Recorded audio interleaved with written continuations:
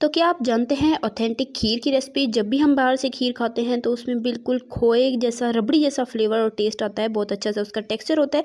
लेकिन जब हम घर पर बनाते हैं तो सेम टेस्ट नहीं आता, सेम टेक्सचर नहीं आता।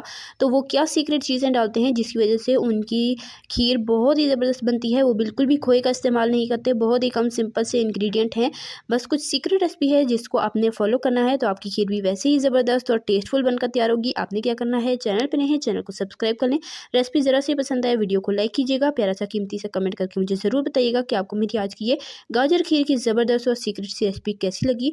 तो बिस्मिल्लाहिर्रहमानिर्रहीम। सबसे पहले यहाँ पर मैंने चावल ले लिए और चावलों को मैंने 2 से 3 घंटे तक भिगो कर रख दिया ताकि ये अच्छे से फूल जाएँ। अगर आपके पास कम टाइम हो तो आप गर्म पानी में से भिगो दें तो 1 घंटे में ये अच्छे से फूल जाएंगे। जब ये अच्छे से फूल जाएँ इसे 2 से 3 बार साफ पानी से धो लें और हाथ से अच्छे से मसल लें। ग्राइंड बिल्कुल नहीं करना वरना चावल बहुत ज़्यादा चूरा हो जाते हैं। तो हमने इसे हाथ से ही मसलना है और हाथ से मसल कर भी इसे साइड पे कर देंगे। रेसिपी की तरफ चलते हैं। एक वॉक में शामिल करेंगे घी सिर्फ हमने हाफ़ टी स्पून शामिल करना है और इसे मेल्ट होने के बाद हम इसमें शामिल कर देंगे कद्दूकश की हुई गाजरें। तो ये तकरीबन आधा किलो गाजरें हैं।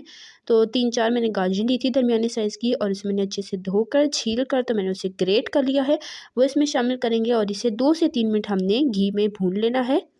इससे गाजरों का टेस्ट 3-4 गुना बढ़ जाता है। डायरेक्ट अगर आप दूध में शामिल करेंगे तो उसका वो टेस्ट नहीं आता, तो इसलिए आपने 2-3 मिनट अच्छे से घी में भून लेना है। घी आपने बहुत कम लेना है और उसके बाद 2-3 मिनट यहाँ पर मैंने इसे भून लिया। मैं इसमें शामिल कर दूँगी 2.5 लीटर दूध।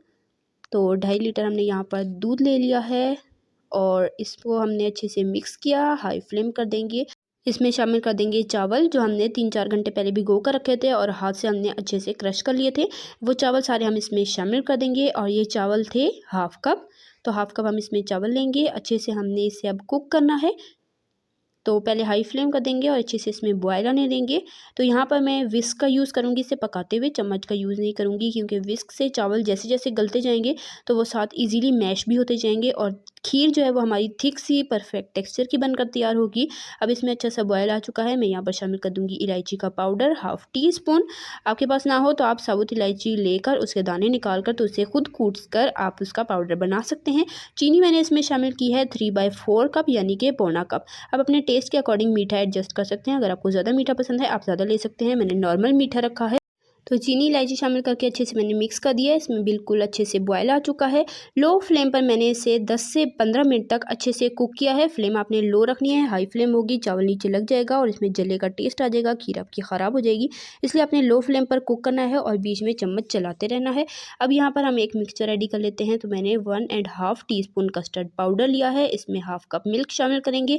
अच्छे से इसे मिक्स कर लेंगे। इसमें लम्स बिल्कुल नहीं होना चाहिए। इससे क्या होगा, खीर का जो कलर है वो बहुत ही परफेक्ट ज़बरदस्त सा आएगा और इससे इसका टेक्सचर बिल्कुल रबड़ी खोए जैसा हो जाएगा। बिल्कुल गाढ़ी गाढ़ी सी हमारी खीर तैयार होगी। जो इसका दूध पानी अलग हो जाता है वैसा नहीं होगा और खीर में बहुत ज़बरदस्त सा टेस्ट आता है। पर आपने कस्टर्ड बहुत ज़्यादा इसमें नहीं ऐड करना, बस इतना आपने ऐड करना है कि आपकी खीर थोड़ी सी थिक हो जाए।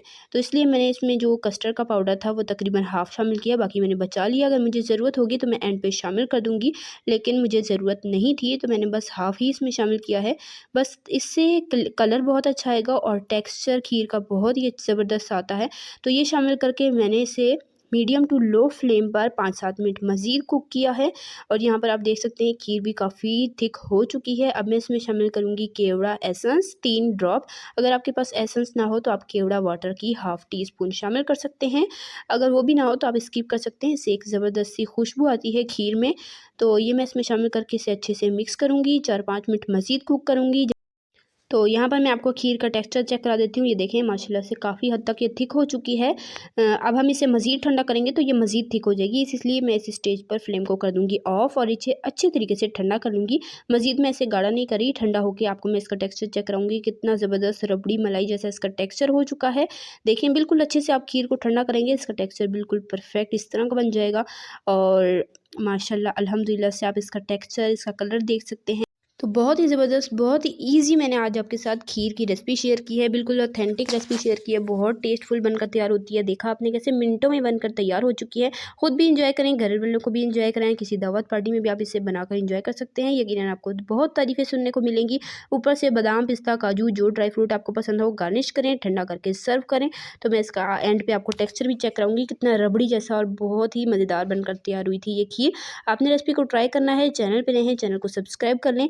इसी तरह की टेस्टी यमी रेसिपीज़ के लिए, सिंपल ईजी रेसिपीज़ के लिए, चाइनीज़ रेसिपीज़ के लिए, बेकिंग रेसिपीज़ के लिए, डिजर्ट रेसिपीज़ के लिए, रमज़ान स्पेशल रेसिपीज़ के लिए, बकरीद स्पेशल रेसिपीज़ के लिए, सिंपल ईजी रेसिपीज़ के लिए, हेल्दी रेसिपीज़ के लिए मेरे चैनल को सब्सक्राइब करें। इस चैनल पर मैं आपके लिए इसी तरह की मज़ेदार, आसान और टेस्टी सी रेसिपीज़ लाती रहती हूँ। सब्सक्राइब कर लें ताकि आप हमारी कोई भी रेसिपी मिस ना करें। और रेसिपी ज़रा सी पसंद आई है, आपने वीडियो को लाइक करना है, शेयर करना है फ्रेंड एंड फैमिली मेम्बर्स के साथ, और प्यारा सा कीमती सा कमेंट करके मुझे ज़रूर बताइएगा आपको मेरी आज की रेसिपी कैसी लगी। इंशाल्लाह फिर मिलेंगे। अल्लाह हाफ़िज़।